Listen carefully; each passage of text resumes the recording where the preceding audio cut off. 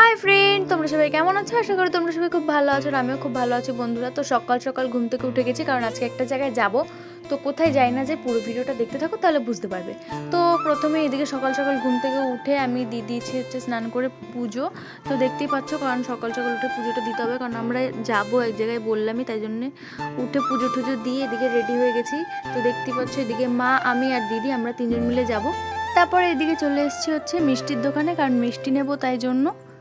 তারপরে এইদিকে হচ্ছে মিষ্টি নেওয়া কমপ্লিট, এখন আমরা চলে যাচ্ছি। তো এদিকে যেতে যেতে মায়ের দর্শন পেয়ে গেলাম।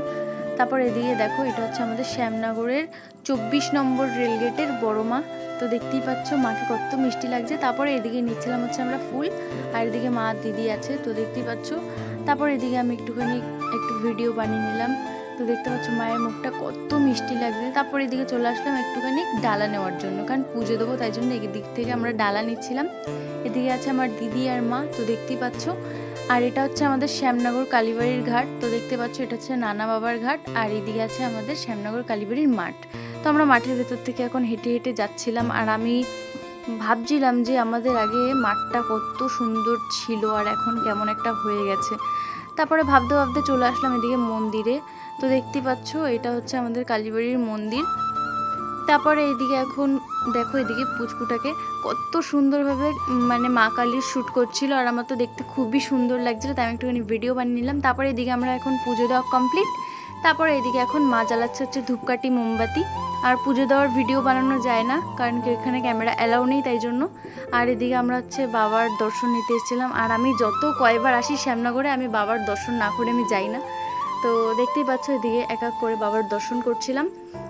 তারপরে এদিকে মাও আছে সামনে, মা দিদি আর আমি একটুখানি ঘুরিয়ে ঘুরিয়ে দেখাচ্ছিলাম। আর ওই দিকে দেখতে পাচ্ছ, ওই লাস্টে যেখানে সবাই দাঁড়িয়ে রয়েছে, ওখানে হচ্ছে মায়ের মন্দির, মানে ওখানে মা আছে।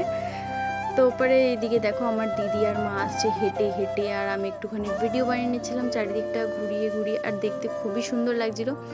তারপর এদিকে দেখো, এখন আমাদের পুজো দেওয়া কমপ্লিট, এখন আমরা যাব বাড়ির দিকে। তারপরে আমি দিদিকে বলছিলাম, দিদি আমাকে কেমন লাগছে? দিদি বললো খুব সুন্দর। তো এখন আমরা বাড়িতে যাব।